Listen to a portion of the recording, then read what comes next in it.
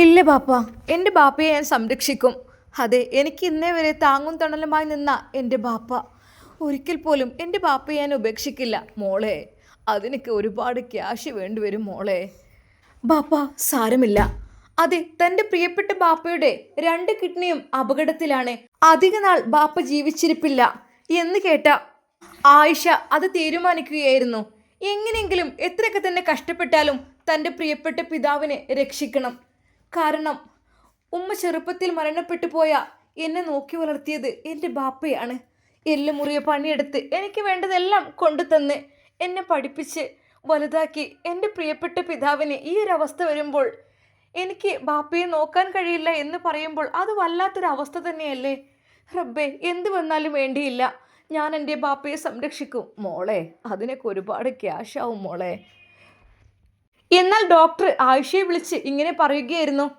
അത് ഒരു 25 ലക്ഷം രൂപയെങ്കിലും വേണ്ടി വരും ഈ ഒരു ചികിത്സയ്ക്ക് വേണ്ടിയിട്ട്. അതല്ലാതെ ഇപ്പോൾ ബാപ്പയെ രക്ഷിക്കാൻ ഞങ്ങളെ കൊണ്ട് കഴിയില്ല. അത് എന്തായാലും നിങ്ങൾ ഉണ്ടാക്കിയേ തീരൂ. എന്നാൽ അവൾ ആ ആശുപത്രിയിൽ പൊട്ടിക്കരയുകയായിരുന്നു ചെയ്തത്. കാരണം തൻ്റെ പ്രിയപ്പെട്ട പിതാവ് ഈ ലോകത്തോട് വിട പറഞ്ഞു പോയി കഴിഞ്ഞാൽ പിന്നെ എനിക്ക് ആരാ ഉണ്ടാവുക? ഒരിക്കലും ബാപ്പയെ മരണത്തിന് വിട്ടുകൊടുക്കാൻ എനിക്ക് സമ്മതമില്ല. എനിക്കെല്ലാം നഷ്ടപ്പെട്ടു പോകും. അവൾ കരയുകയായിരുന്നു. മോള് കരയണ്ട, എൻ്റെ ആയുസ് ഇത്രയുള്ളൂ എന്ന് വിചാരിച്ചാൽ മതി. ഇല്ല ബാപ്പ, ബാപ്പയ്ക്ക് കിഡ്നി മാറ്റി വെക്കാൻ എന്തൊക്കെ തന്നെയായാലും ഞാൻ അതിനുള്ള പണം ഉണ്ടാക്കും മോളെ. എങ്ങനെ 25 ലക്ഷം എന്നൊക്കെ പറഞ്ഞാൽ എൻ്റെ പൊന്നു ബാപ്പ, ഞാൻ എങ്ങനെയെങ്കിലും അധ്വാനിച്ചിട്ടെങ്കിലും ഞാൻ അത് കണ്ടെത്തും. അങ്ങനെ അവൾ അവളുടെ അറിയുന്ന ആളുകളോടൊക്കെ കാര്യങ്ങളൊക്കെ ഒന്ന് പറഞ്ഞു.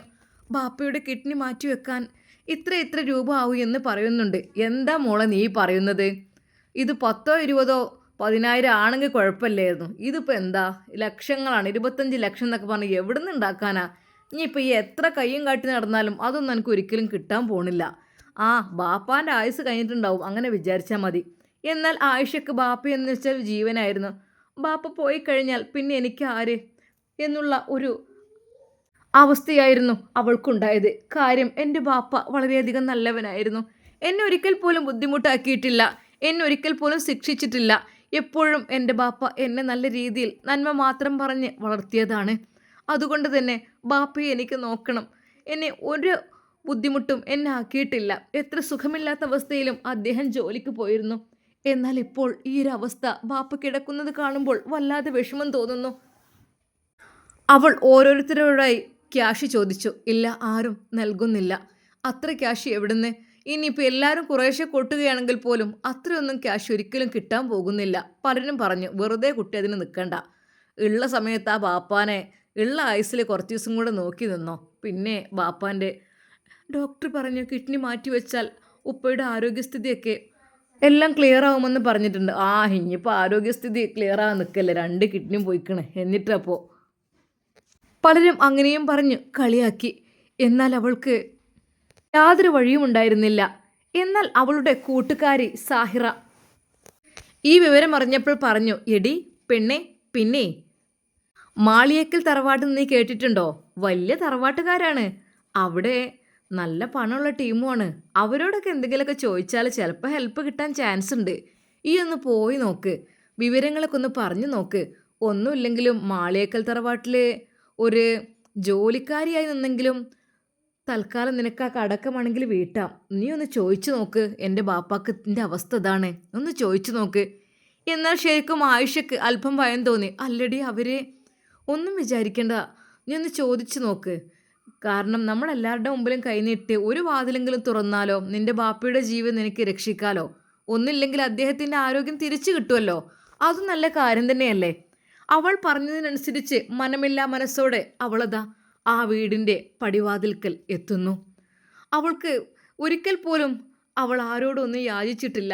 പക്ഷേ ഈ ഒരു സമയത്ത് ബാപ്പയുടെ സ്ഥിതി ഗുരുതരമായതുകൊണ്ട് മാത്രമാണ് അവൾ ഇങ്ങനെയൊരു അവസ്ഥയിലേക്ക് വന്നത്. അവൾ ആ മാളിയേക്കൽ തറവാടിൻ്റെ വാതിലിന് തൊട്ടടുത്ത് നിന്നപ്പോൾ തന്നെ അവിടെ 2 കാവൽക്കാർ. എന്താ, എങ്ങോട്ടാ, എന്താ വേണ്ടത്? അതെ, ഇവിടുത്തെ മുതലാളിയെ ഒന്ന് കാണണം. മുതലാളി അങ്ങനെയൊന്നും കാണാനൊന്നും പറ്റില്ല, അതിനൊക്കെ പെർമിറ്റൊക്കെ വേണം. എനിക്കൊരു അത്യാവശ്യ കാര്യം ചോദിക്കാൻ വേണ്ടിയിട്ടാണ്. എന്തത്യാവശ്യം? അത് പുറത്തു നിന്നോളൂ, മുതലാളി വരുമ്പോൾ പറയാം. അങ്ങനെ അതാ അവളെ ഗേറ്റിന് പുറത്തേക്ക് ആക്കുന്നു. അവൾ അവിടെ കാത്തിരുന്ന് സമയം ഒരുപാട് വൈകി. ബാപ്പയുടെ സ്ഥിതി ആലോചിക്കുമ്പോൾ അതിലേറെ വിഷമം. അതെ, അദ്ദേഹം ഹോസ്പിറ്റലിലാണ്. എന്ത് ചെയ്യും? കിട്ടി മാറ്റി വെക്കാൻ ഉള്ള ക്യാഷ്. റബ്ബേ, ഞാൻ എന്ത് ചെയ്തിട്ടാണെങ്കിലും പണം തിരികെ നൽകിക്കോളാം. ഒരിക്കലും ഫ്രീ ആയിട്ട് ആരും പണം നൽകണ്ട. അങ്ങനെ അതാ അല്പം വൈകിയപ്പോൾ ഒരു ഫോർച്യൂണർ കാറ് ആ ഒരു വലിയ കൊട്ടാരത്തിലേക്ക് അതാ കടന്നു വരുന്നു. അപ്പോൾ തന്നെ സെക്യൂരിറ്റികൾ വാതിൽ തുറന്നു കൊടുക്കുകയും ചെയ്തു. ആ കാർ നേരെ അകത്തേക്ക് പ്രവേശിച്ചു. എന്നാൽ ആ ഗേറ്റിനരികിൽ നിൽക്കുന്ന ആ പാവപ്പെട്ട ആയിഷയെ അയാൾ കണ്ടില്ല. അതെ, ഒന്ന് കാര്യങ്ങൾ പറയോ? എൻ്റെ ബാപ്പാക്ക് അത്രക്കും സീരിയസ് ആയതുകൊണ്ടാണ് ഞാൻ നിങ്ങളോട് ഈ കാര്യം പറയുന്നത്. എന്താ? ബോസ് വന്ന് കയറിയിട്ടേ ഉള്ളൂ. ഇപ്പോൾ തന്നെ നിങ്ങളുടെ കാര്യം പറയാനൊന്നും പറ്റില്ല. കുറച്ച് കാര്യങ്ങൾ ടൈം കൊടുക്കണം. എന്നാൽ ആയിഷ അവിടെ തന്നെ ക്ഷമിച്ചു നിന്നു. റബ്ബേ, എൻ്റെ ബാപ്പയുടെ സ്ഥിതി. അതെ, ഹോസ്പിറ്റൽ കിടക്കയിൽ. അദ്ദേഹം കുറച്ച് പൈസ കിട്ടിയിരുന്നെങ്കിൽ അദ്ദേഹത്തിൻ്റെ ഓപ്പറേഷൻ പെട്ടെന്ന് ചെയ്യാമായിരുന്നു. പക്ഷേ എന്ത് ചെയ്യാൻ? എന്നാൽ അവൾ ക്ഷമയോടുകൂടി അവിടെ നിന്നു. എന്നാൽ ഈ സമയം അതാ ബോസ് തൻ്റെ ഓഫീസിലേക്ക് കടന്നു. CCTV ക്യാമറയിലേക്ക് വെറുതെ ഒന്ന് നോക്കിയപ്പോൾ ഗേറ്റിനരികിൽ അതാ ഒരു പെൺകുട്ടി നിൽക്കുന്നു. ഒരു നിമിഷം അവിടെയുള്ള ജോലിക്കാരെ കൊണ്ട് അവളോട് എന്താണ് അവിടെ ഒരു കുട്ടി നിൽക്കുന്നത് എന്ന് ആവശ്യപ്പെടുകയാണ്. എന്നാൽ ഈ സമയം പറയുകയാണ്, അത് കുറച്ച് ക്യാഷിൻ്റെ കാര്യത്തിൽ കേസിന് വന്നതാണ്. അതുകൊണ്ട് ഞങ്ങൾ കടത്തിവിടാതെ നിന്നതാണ്. ബോസ് വരട്ടെ എന്ന് പറഞ്ഞതാണ്. ഓ, എന്തൊക്കെ തന്നെയാലും അവരെ കടത്തിവിടും. എന്നാൽ ആ നിമിഷം തന്നെ അൻവറിൻ്റെ റൂമിലേക്ക് ആയിഷയെ കടത്തിവിടുന്നു. അൻവർ അവിടെ നിന്ന് എഴുന്നേറ്റു. എന്തു പറ്റി? എന്താ പ്രശ്നം? അതെ ബഹുമാനപ്പെട്ട സർ, എൻ്റെ പിതാവ് വളരെയധികം വിഷമഘട്ടത്തിലാണ്. എന്താ? അദ്ദേഹത്തിന് 2 കിഡ്നിയും തകരാറിലായ സ്ഥിതിക്ക് അദ്ദേഹത്തിന് ഇനി ജീവിതം മുന്നോട്ട് കൊണ്ടുപോകാൻ പ്രയാസമാണ്. അതിന് കുറച്ച് ക്യാഷ് വേണം. കടമായിട്ട് തന്നാലും മതി. ഞാനത് എങ്ങനെയെങ്കിലും വീട്ടിക്കോളാം. പക്ഷേ ഇപ്പം അത്യാവശ്യമാണ്. പെട്ടെന്ന് ഒരാഴ്ചക്കകം തന്നെ ഓപ്പറേഷൻ ചെയ്തെങ്കിൽ മാത്രമേ രക്ഷപ്പെടുകയുള്ളൂ. അതല്ല എങ്കിൽ എൻ്റെ പിതാവ് ഈ ലോകത്തോട് വിട പറഞ്ഞു പോകും. പിന്നെ എനിക്ക് ആരുമില്ല. ആയിഷയെ അയാൾ നോക്കി. അതെ, സൗന്ദര്യവതിയായ ആയിഷ എന്ന പെൺകുട്ടി. അൻവർ അവളോട് പേര് ചോദിച്ചു. എന്താ നിൻ്റെ പേര്? എൻ്റെ പേര് ആയിഷ. വെറുതെ പൈസ തരാൻ അൻവറിനാവില്ല. വെറുതെ ആർക്കും കൊടുക്കാറില്ല.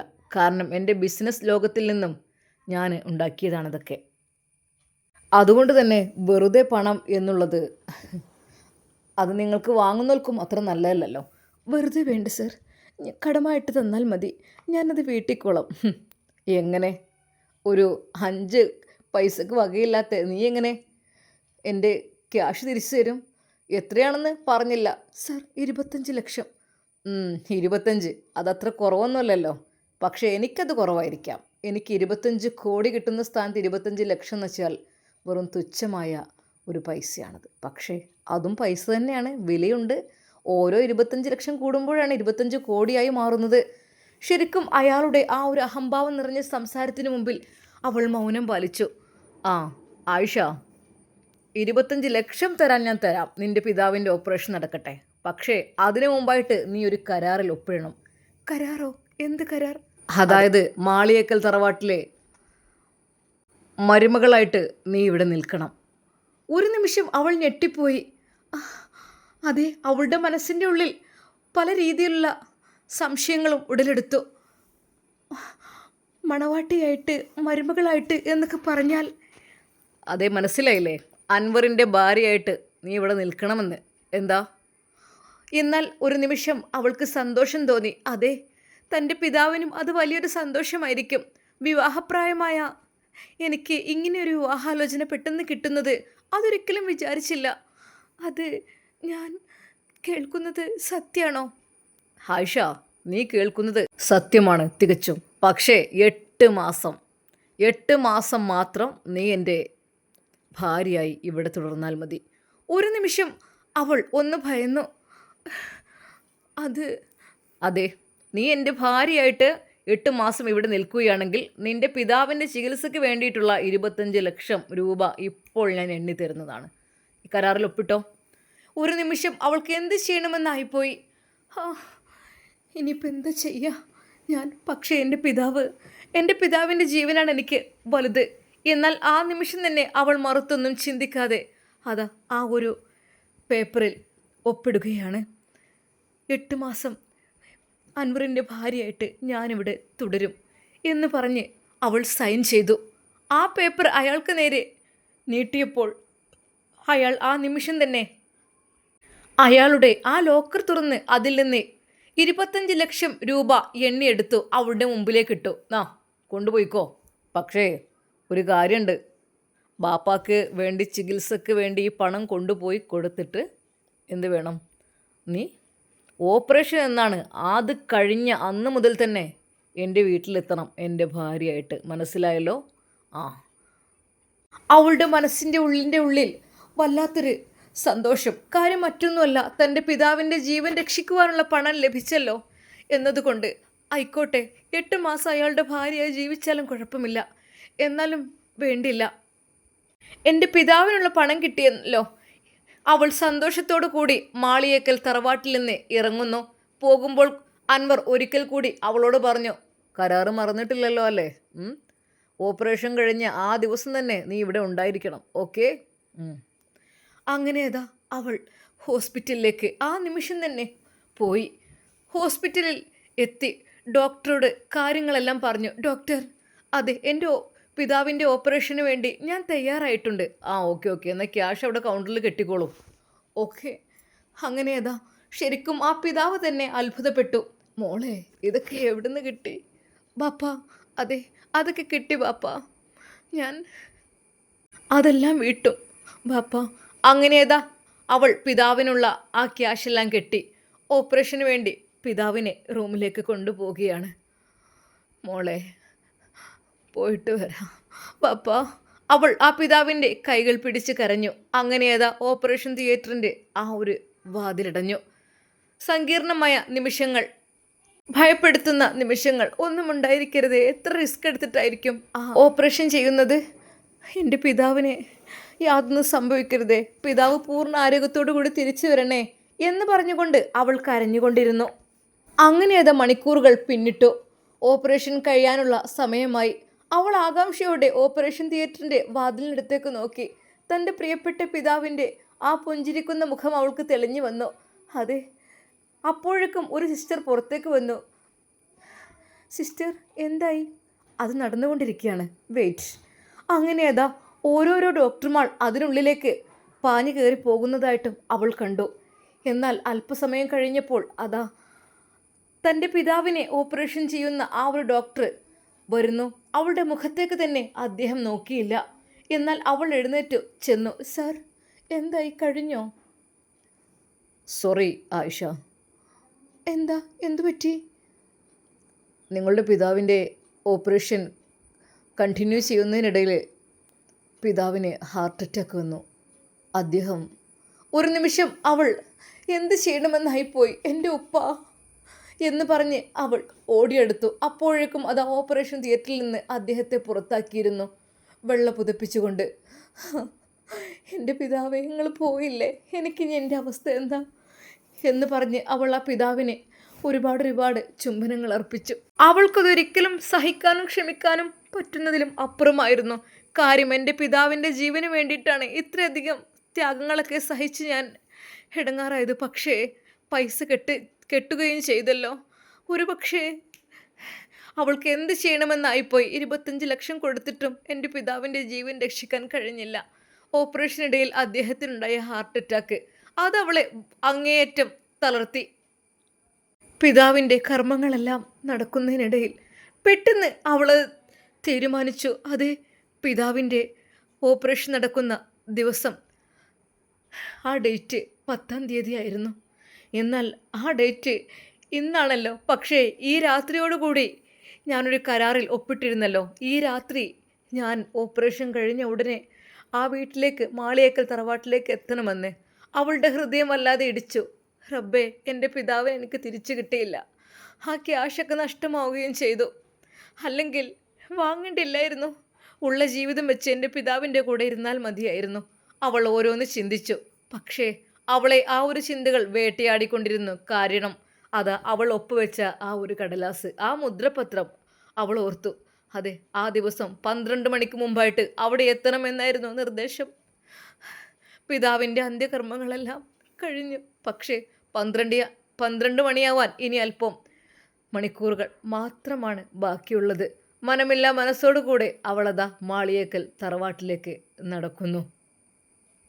വളരെയധികം വിഷമത്തോടു കൂടി, സങ്കടത്തോടു കൂടി തൻ്റെ പ്രിയപ്പെട്ട ജീവൻ്റെ ജീവനായ തൻ്റെ പിതാവ് എന്നേക്കുമായി തന്നിൽ നിന്ന് പിരിഞ്ഞു പോയിരിക്കുന്നു എന്നുള്ള യഥാർത്ഥ സത്യം അവൾക്ക് ഉൾക്കൊള്ളാൻ തന്നെ പ്രയാസമായിരുന്നു. അവളൊരു ഭ്രാന്തിയെ പോലെ അലയുകയായിരുന്നു. ഇനി എന്ത് ചെയ്യും ഞാൻ എന്നുള്ള രീതിയിൽ. പക്ഷേ ആ കരാർ ഒപ്പിട്ടത് കൊണ്ട് അങ്ങോട്ട് പോയേ തീരൂ. പിതാവിൻ്റെ മരണ ദിവസം തന്നെ ഞാനൊരു മണവാട്ടിയായി ഒരാളുടെ മുറിയിലേക്ക് കയറി ചെല്ലുക, ഹേയ്, ഒരിക്കൽ പോലും എനിക്ക് ആലോചിക്കാൻ കൂടി കഴിയുന്നില്ല. അവൾക്ക് വല്ലാത്ത വിഷമമായി. എങ്കിലും അവൾ പോയി. മനമില്ലാ മനസ്സോടെ തൻ്റെ പിതാവിൻ്റെ ആ വീടും പരിസരവും ഒരിക്കൽ കൂടി തിരിഞ്ഞു നോക്കിക്കൊണ്ട് അവൾ പോയി, വിതുമ്പുന്ന മനസ്സോടെ. സമയം 11:40. ഈ സമയം അതാ അൻവർ സമയം നോക്കിക്കൊണ്ടിരിക്കുകയായിരുന്നു. അവൾ വാക്ക് പാലിക്കാത്തവൾ, എൻ്റെ 25 ലക്ഷവുമായി മുങ്ങിയ ആ അഹങ്കാരി, പിടിച്ചു കൊണ്ടുവന്നവളെ എന്ത് ചെയ്യണമെന്നോ അങ്ങനെ പല രീതിയിൽ അതാ അവൻ സമയം നോക്കിക്കൊണ്ട് അഭിപ്രായപ്പെടുകയായിരുന്നു. നോക്കട്ടെ, 10 മിനിറ്റ്, 15 മിനിറ്റ്, 20 മിനിറ്റ് കൂടി ബാക്കിയുണ്ട്.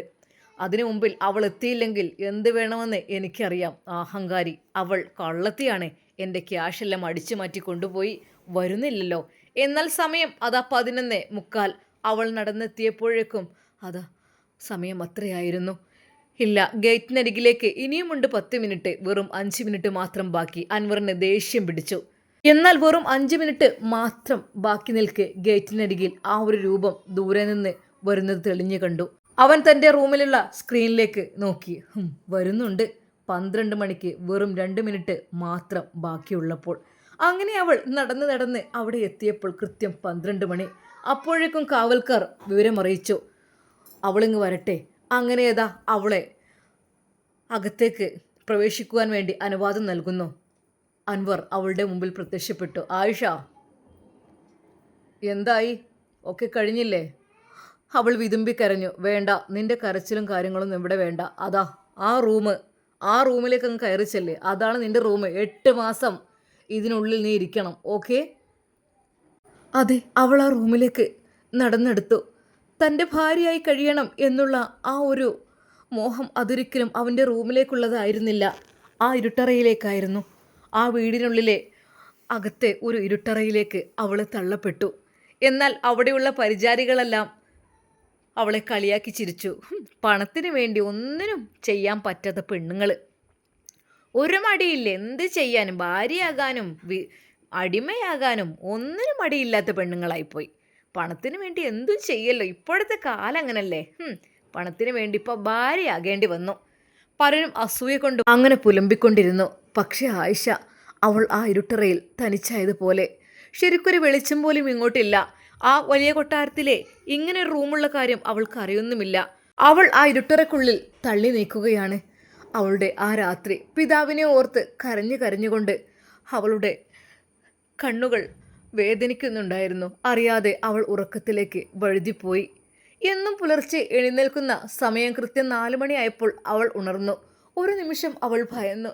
റബ്ബേ, ഞാനിതെവിടെയാണ്? എന്നെ എങ്ങോട്ടാണ് കൊണ്ടുവന്നിരിക്കുന്നത്? പിന്നീട് അവൾക്ക് ശരിക്കും ആ ബോധം അവൾക്ക് വന്നു. അതെ, തലേ ദിവസം ആ കരാർ ഏറ്റത് ആ ദിവസം തുടങ്ങിക്കഴിഞ്ഞതാണ്. ഇനി 8 മാസത്തോളം ഞാനിവിടെ. അവൾ പെട്ടെന്ന് അവളുടെ പ്രാഥമിക കാര്യങ്ങളെല്ലാം നിർവഹിച്ചു നേരെ അടുക്കളയിലേക്ക് ചെന്നു. അവിടുത്തെ വേലക്കാരികളോട് കൂടെ അവൾ ജോലി ചെയ്യാൻ തുടങ്ങി. ഓ, വന്നോ? ഇവിടെയും എത്തിയോ? നിങ്ങൾക്കൊന്നും വേറെ പണിയില്ലേ? പണത്തിന് വേണ്ടി എന്തും ചെയ്യൂലേ നിങ്ങളൊക്കെ? നാണക്കേട് തന്നെ. വേലക്കാരികൾ വരെ അവളെ പരിഹസിക്കുകയാണ്.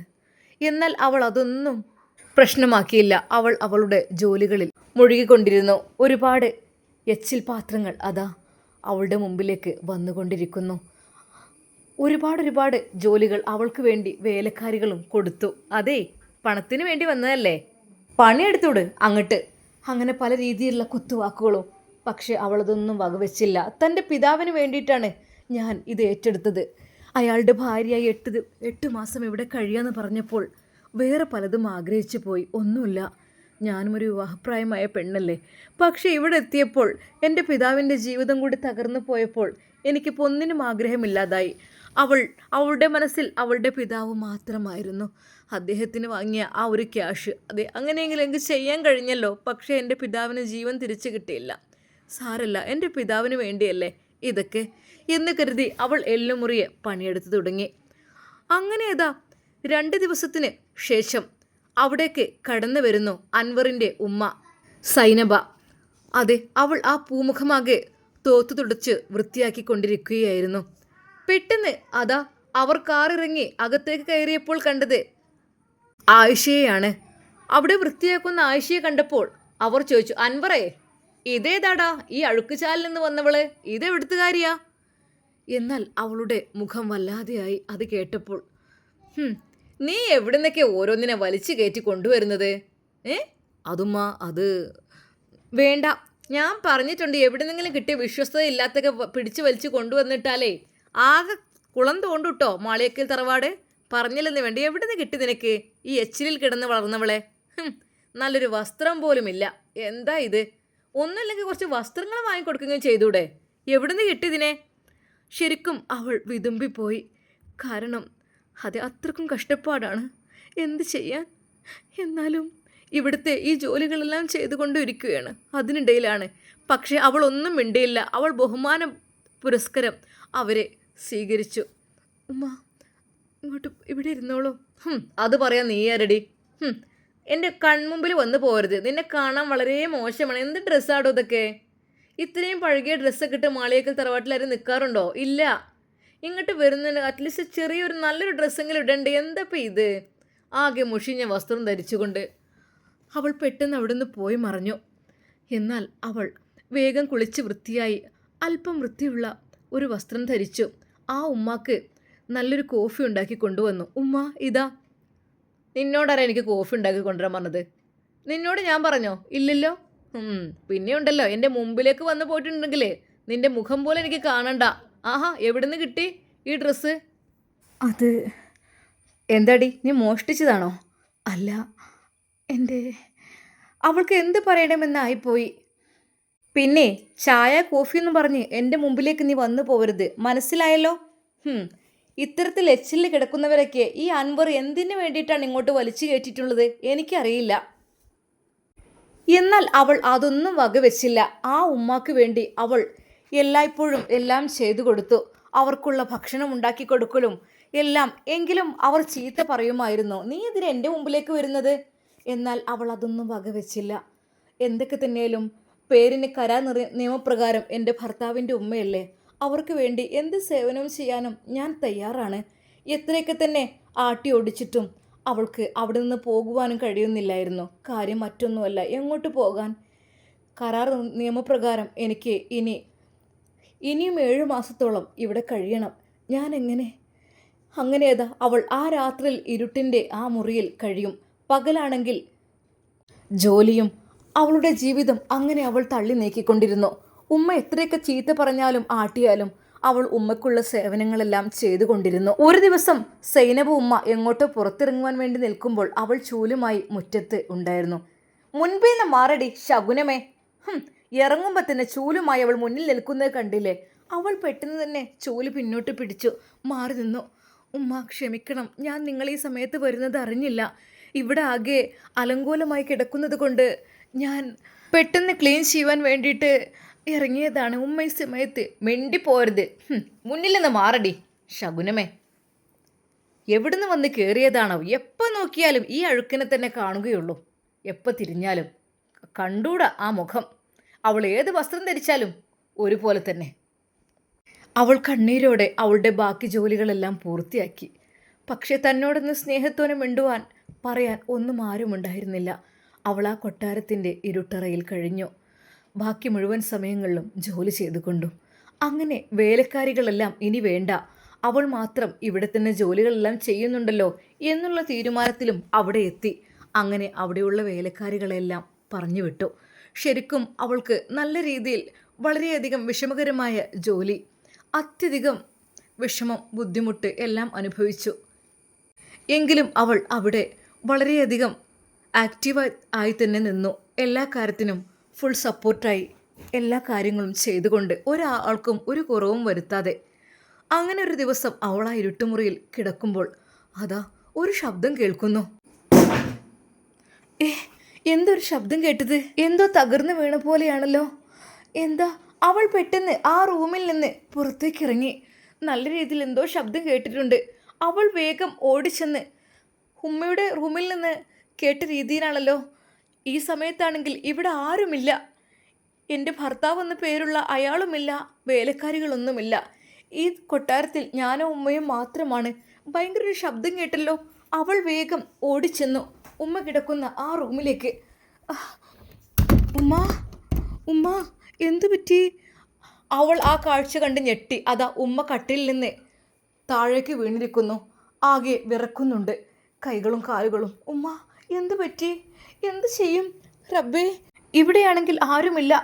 പെട്ടെന്ന് അവൾ വേഗം ഗേറ്റിനടുത്തേക്ക് പോയി. അതെ, സെക്യൂരിറ്റി, അത് വണ്ടിയുമായി അദ്ദേഹം പോയിട്ടുണ്ട്. തൽക്കാലം നിങ്ങൾ ആ വണ്ടി ഒന്ന് എടുക്കുമോ? പോർച്ചിൽ കിടക്കുന്ന. എന്തു പറ്റി? അതെ, ഉമ്മക്ക് തീരെ സുഖമില്ല. ഉമ്മ കട്ടിൽ നിന്ന് താഴെ വീണിട്ടുണ്ട്. കൈകാലുകളൊക്കെ വിറക്കുകയാണ്. ഓ, അങ്ങനെയാണോ? അപ്പോൾ തന്നെ അവൾ അതാ ഉമ്മയെ എങ്ങനെയൊക്കെയോ താങ്ങി പിടിച്ചുകൊണ്ട് പുറത്തേക്ക് എത്തിച്ചിരുന്നു. അപ്പോഴേക്കും ആ സെക്യൂരിറ്റി അയാൾ വാഹനത്തിലെ ഡോറ് തുറന്നു ഉമ്മയെ അങ്ങോട്ട് വെച്ചു. ശരിക്കും അവർ ഹോസ്പിറ്റലിലേക്ക് പോയി. ഹോസ്പിറ്റലിൽ പ്രവേശിച്ച ആയിഷ തൻ്റെ പിതാവിൻ്റെ അവസ്ഥയാണ് ആലോചിച്ചത്. പാവം, എൻ്റെ പിതാവിനെ എനിക്ക് പിന്നീട് നോക്കാൻ കഴിഞ്ഞില്ല. ഈ പ്രായമായ മാതാവിനെയെങ്കിലും എനിക്ക് നല്ല രീതിയിൽ നോക്കണം എന്നവൾ വിചാരിച്ചിരുന്നു. പക്ഷേ തന്നെ അടുപ്പിക്കില്ല, ഒന്നിനും അടുപ്പിക്കില്ല. എന്നാൽ ഈ സമയം ഡോക്ടർ വിളിച്ചു. ആ, നിങ്ങൾ സൈനബിയുടെ? ഞാൻ മരുമകളാണ്. ഓ, പിന്നെ എന്തായാലും ഭാഗ്യമുണ്ട്.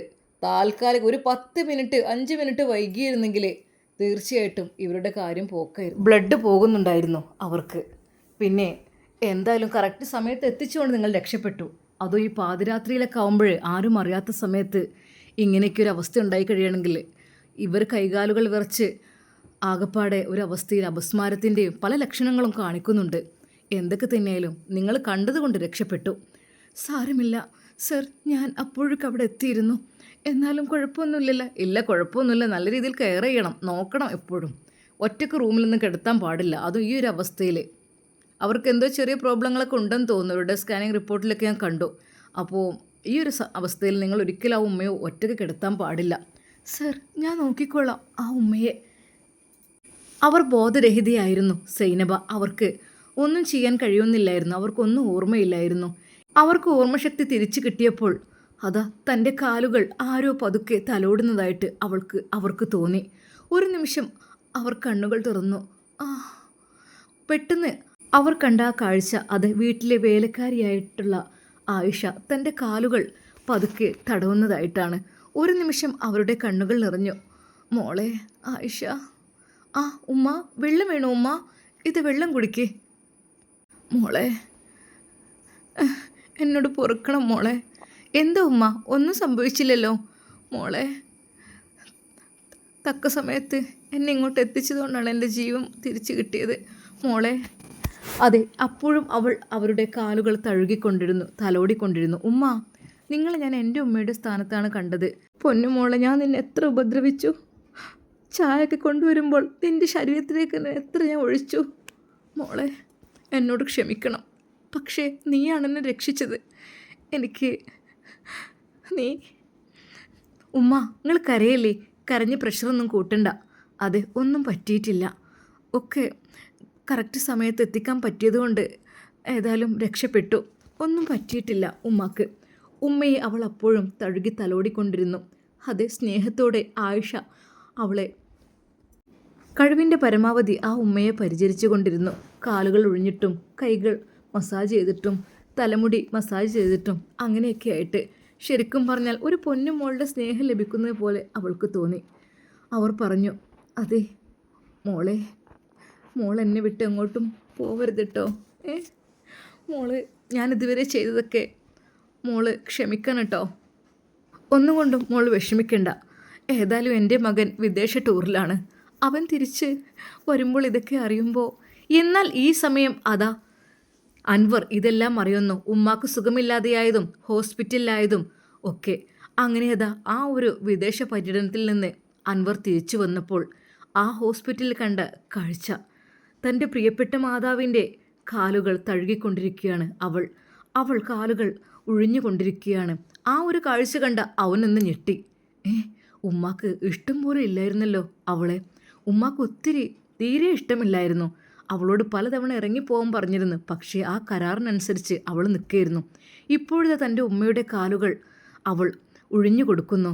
ഉമ്മ എന്ന് പറഞ്ഞ് അവൻ ഉമ്മയുടെ അരികിലേക്കെത്തി. മോനെ, എൻ്റെ പൊന്നു മോനെ, ഉമ്മാക്കൊരാഗ്രഹമുണ്ട്. എന്തോ ഉമ്മ? അത് ഞാൻ പറയാം മോനെ. ഇങ്ങനെയൊരു മോളെ നമുക്ക് കിട്ടിയത് വല്ലാത്തൊരു ഭാഗ്യം തന്നെയാണ്. എന്താ ഉമ്മ, എന്താ പ്രശ്നം? ആരുമില്ലാത്ത സമയത്ത് അത് അവളാണ് എന്നെ താങ്ങി പിടിച്ച് എങ്ങനെയൊക്കെ കൊണ്ടുവന്നത് ഹോസ്പിറ്റലിലേക്ക്. ഉമ്മ, എന്നിട്ട് എന്ത് പറ്റി? ഒന്നും. ഡോക്ടർ അപ്പോഴേക്കും വന്നു. ഡോക്ടർ കാര്യങ്ങളെല്ലാം പറഞ്ഞു. അതെ, ഉമ്മയെ ഒറ്റയ്ക്ക് എനിക്ക് എടുത്തരുത്. ഉമ്മയുടെ കൂടെ ഒരാൾ ഹെൽപ്പിന് വേണം, അല്ലെങ്കിൽ തൊട്ടടുത്ത റൂമിലെങ്കിലും ആൾ വേണം. ഇപ്പോൾ ഈ സ്ത്രീ ഉണ്ടായതുകൊണ്ട്, ഇവരാരെ മരുമകളോ ഉണ്ടായതുകൊണ്ട് രക്ഷപ്പെട്ടതാണ് ഉമ്മ. ഭാഗ്യമുണ്ട് ഉമ്മക്ക് അതുകൊണ്ട്. അല്ല എങ്കിൽ രക്തമെല്ലാം പോയി കഴിഞ്ഞ് പാതിരാത്രിയല്ലേ, ആരറിയാൻ? അതും കൈകാലുകളെല്ലാം വിറക്കുന്ന അവസ്ഥയിലായിരുന്നു ഇവർ. എന്തായാലും ഈ കുട്ടി ഉണ്ടായതുകൊണ്ട് രക്ഷപ്പെട്ടു എന്ന് തന്നെ പറയാം. എന്നാൽ അത് അൻവർ അവളുടെ മുഖത്തേക്ക് ദയനീയമായി നോക്കി. ആയിഷ, മാപ്പ് എന്നുള്ള രീതിയിൽ. പക്ഷേ അവളതൊന്നും മൈൻഡ് ചെയ്തില്ല. അങ്ങനെ അതാ ദിവസങ്ങൾ കഴിഞ്ഞു പോയി. ആ ഉമ്മയെ അവൾ നല്ല രീതിയിൽ തന്നെ നോക്കിക്കൊണ്ടിരുന്നു. ഡിസ്ചാർജ് കഴിഞ്ഞു. ദിവസങ്ങൾ കഴിഞ്ഞു പോയി, മാസങ്ങൾ കഴിഞ്ഞു പോയി. ഉമ്മയുടെ കാര്യത്തിൽ വളരെയധികം ശ്രദ്ധ ആയിഷക്കുണ്ടായിരുന്നു. അതുകൊണ്ട് തന്നെ അൻവറിനും സമാധാനമാണ്. പക്ഷേ അൻവറിൻ്റെ മനസ്സിൽ ഒരു ചിന്ത നീറിപ്പുകയുന്നുണ്ടായിരുന്നു. ഇനി ദിവസങ്ങൾ മാത്രമാണ് ബാക്കിയുള്ളത് ആയിഷ എൻ്റെ ഭാര്യ എന്നുള്ള സ്ഥാനത്തിൽ നിന്ന് ഒഴിഞ്ഞു പോകുവാൻ. കാര്യം ആ കരാറ് കഴിയേണ്ട സമയമായിട്ടുണ്ട്. ഇനി എന്തു ചെയ്യും? ഉമ്മയെ നോക്കാൻ, ഉമ്മയെ ഇത്രയധികം സംരക്ഷിക്കാൻ ഇതിനേക്കാൾ വലിയൊരു പെണ്ണിനെ ഞാൻ കണ്ടിട്ടില്ല. കാരണം ഇത്രയൊന്നും കെയർ ചെയ്യാൻ ആർക്കും കഴിയില്ല. അത്രയൊക്കെ തന്നെ ചീത്ത പറഞ്ഞിട്ടും ആ പെൺകുട്ടി അത് ക്ഷമയോടുകൂടി ഉമ്മയെ നോക്കുന്നത് കണ്ടില്ലേ ശരിക്കും. എന്നാൽ ഈ സമയം ഉമ്മാക്ക് അവളെ പ്രിയപ്പെട്ടതായി മാറിക്കഴിഞ്ഞിരുന്നു. മോളെ ആയിഷ, മോളെ, ആ ഉമ്മ എന്ത് വേണ്ടത്? മോളെ, എൻ്റെ അടുത്ത് മോൾ ഇരുന്നാൽ തന്നെ എനിക്ക് സമാധാനമാണ് മോളെ. അത്യധികം ഒരു കാലത്ത് അഴുക്കുശാലിൽ നിന്ന് വന്നവളെ എന്ന് വിളിച്ച് ദ്രോഹിച്ച ആ പെൺകുട്ടി ഇപ്പോൾ ആ വീട്ടിലെ രാജകുമാരിയെ പോലെ ആയിരിക്കുന്നു. എന്നാൽ അവൾ അതൊന്നും മറന്നില്ല. 8 മാസം, ഇനി കുറച്ച് ദിവസം, വെറും 4 ദിവസം മാത്രമാണ് ബാക്കിയുള്ളത്. അങ്ങനെ അതാ ആ ദിവസങ്ങളും കഴിഞ്ഞു. 4ാമത്തെ ദിവസം. ഇന്നാണ് 8 മാസം തികയുന്നത്. ഇന്ന് 12 മണിക്ക് മുമ്പായിട്ട് ഞാൻ ഇവിടുന്ന് പോകണം. അങ്ങനെ അതാ അവൾ ആ വീട്ടിൽ നിന്ന് ഇറങ്ങുവാൻ വേണ്ടി നിൽക്കുന്നു. പെട്ടെന്ന് അതാ അവൾക്ക് പറയണമല്ലോ, എൻ്റെ ഡ്യൂട്ടി ഞാൻ പൂർത്തീകരിച്ചിരിക്കുന്നു. നിങ്ങൾ തന്ന 25 ലക്ഷത്തിന് പകരമായിട്ട് നിങ്ങളുടെ ഭാര്യയായിട്ട് ഇവിടെ ഞാൻ കഴിഞ്ഞിരിക്കുന്നു. ആ ദിവസം അവൾ ഇറങ്ങി പോകുവാൻ വേണ്ടി ഉള്ള ഒരുക്കങ്ങളിലാണ്. എന്നാൽ അൻവറിനത് എന്ത് പറയണമെന്നായിപ്പോയി. എന്നാൽ ആ ദിവസം അവൾ തന്നെ ഓർമ്മപ്പെടുത്തി. സാർ, അതെ, ഇന്നേക്ക് 8 മാസം തികഞ്ഞു. എൻ്റെ ഡ്യൂട്ടി ഞാൻ പൂർത്തിയാക്കി. ഇനി എനിക്കിവിടെ നിൽക്കാൻ അവകാശമില്ലല്ലോ. ഞാൻ പോയിക്കോളാം. പെട്ടെന്ന് അതാ അൻവർ അവളുടെ മുമ്പിൽ കൈകൂപ്പി നിന്നു. ആയിഷ, മോളെ, നീ പോവരുത്. നീ ഒരിക്കലും പോവരുത്. നീ എനിക്കും എൻ്റെ ഉമ്മാക്കും പ്രിയപ്പെട്ടവളായി മാറിക്കഴിഞ്ഞു. എൻ്റെ കാര്യങ്ങൾ ചെയ്തു തരുവാനും ഉമ്മയുടേത് ചെയ്തു തരുവാനും നീ വളരെയധികം ഉഷാറാണ്. നീ പോയി കഴിഞ്ഞാൽ ഞങ്ങൾ എന്ത് ചെയ്യും? സാർ, നിങ്ങൾ പറഞ്ഞ കരാറ് പ്രകാരം ഞാൻ അത് പൂർത്തീകരിച്ചു. ഇനി എനിക്ക് എവിടെയെങ്കിലും ഒക്കെ ജോലിക്ക് പോയിട്ട് പൈസ ഉണ്ടാക്കിയൊക്കെ ആർക്കെങ്കിലും പാവങ്ങൾക്കൊക്കെ കൊടുത്ത് ജീവിക്കണം. അതാണ് ഞാൻ ആഗ്രഹിക്കുന്നത്. അല്ലാതെ ഇത്ര വലിയ കൊട്ടാരത്തിലൊന്നും കഴിയുവാൻ എനിക്കൊരിക്കലും യോഗമില്ല. എനിക്ക് അതിന് ഇഷ്ടമില്ല. മോളെ, നീ എന്താ പറയുന്നത്? നിനക്ക് വേണ്ടി എന്ത് ചെയ്തു തരാൻ ഞാൻ തയ്യാറാണ്. നീ പോവരുത് ഇവിടുന്ന്. കരാറ് പ്രകാരം എൻ്റെ ദിവസം കഴിഞ്ഞു. ഞാൻ പോകുകയാണ്. എന്നാൽ പെട്ടെന്ന് ആ ഉമ്മയുടെ വിളി കേട്ടു. മോളെ ആയിഷ. അവൾ പെട്ടെന്ന് തന്നെ തിരിഞ്ഞോടി. ഉമ്മ. അവൾ ഉമ്മയുടെ കാൽക്കൽ വീണ് പൊട്ടിക്കരഞ്ഞു. മോൾ എന്തിനാ കരയുന്നത്? ഉമ്മ, എനിക്കുള്ള സമയമായി ഉമ്മ. 8 മാസം മാത്രമാണ് എനിക്കുള്ള കരാറ്. ഈ ദിവസം മുതൽ ഈ വീട്ടിൽ നിന്ന് ഇറങ്ങിപ്പോകണമെന്നുള്ളതാണ്. അവൾ ആ രേഖകൾ കാണിച്ചു കൊടുത്തു. എന്നാൽ ആ സമയം ആ ഉമ്മ കരഞ്ഞുകൊണ്ട് പറഞ്ഞു, പൊന്നുമോളെ പോവല്ലടി, പൊന്നുമോള് പോവല്ലേ, നീ പോയി കഴിഞ്ഞാൽ ഞങ്ങൾക്ക് ആരാ? എന്നാൽ അപ്പോഴേക്കും അതാ അൻവറും കരഞ്ഞുകൊണ്ട് പറഞ്ഞു, എൻ്റെ പെണ്ണെ, ഞാൻ നിയമപരമായിട്ട് വിവാഹം കഴിച്ചോളാം, ദയവായി നീ പോകരുത്. ഇന്നു മുതൽ ഞാനും നീയും ഭാര്യയും ഭർത്താവും ശരിക്കായിട്ട് ജീവിക്കും, ദയവായി നീ പോകരുത്. വേണ്ട അൻവർ, ഒരിക്കലും വേണ്ട. അതായത് ഇതല്ലേ എൻ്റെ പിതാവിന് വേണ്ടി വാങ്ങിയ പണത്തിൻ്റെ കരാറ്, ഞാൻ പോയിക്കോളാം, ദയവായി നീ പോകരുത്. അൻവർ കരഞ്ഞുകൊണ്ട് അവളോട് അപേക്ഷിച്ചു. ഞാൻ എന്ത് ചെയ്യണം? നിനക്ക് വേണ്ടി എന്ത് ചെയ്തു തരാൻ ഞാൻ തയ്യാറാണ്. എന്നാൽ ഒരു നിമിഷം അവൾ ഓർത്തു, എനിക്കൊന്നും വേണ്ട. എനിക്ക് വേണ്ടത് എന്നെപ്പോലെ പാവപ്പെട്ട ഒരുപാട് കുട്ടികൾ ജീവിക്കുന്ന സ്ഥലമുണ്ടാവും. അവർക്കൊക്കെ താമസിക്കാൻ ഒരിടം വേണം. അതിനുവേണ്ടി എന്തെങ്കിലും ചെയ്യാൻ കഴിയുമെങ്കിൽ നിനക്ക് എത്ര കോടി രൂപ വേണമെങ്കിലും ഞാൻ തരാം, എത്ര ലക്ഷം വേണമെങ്കിലും തരാം, നോ പ്രോബ്ലം. നീ പോകരുത്. എനിക്ക് കോടികളൊന്നും വേണ്ട. പകരമായിട്ട് എൻ്റെ പിതാവിൻ്റെ പേരിൽ ഒരു അനാഥ അഗതി മന്ദിരം ഉണ്ടാക്കണം. പാവപ്പെട്ട കഷ്ടത അനുഭവിക്കുന്ന ഒരുപാട് മക്കളുണ്ട്. ആ മക്കളെ അവിടെ സംരക്ഷിക്കണം. എന്താ, അതിന് പറ്റുമോ? അങ്ങനെ അതാ അൻവർ ആയിഷയുടെ ആഗ്രഹപ്രകാരം അദ്ദേഹത്തിൻ്റെ പേരിൽ, പിതാവിൻ്റെ പേരിൽ ഒരു സ്ഥാപനമുണ്ടാക്കുന്നു.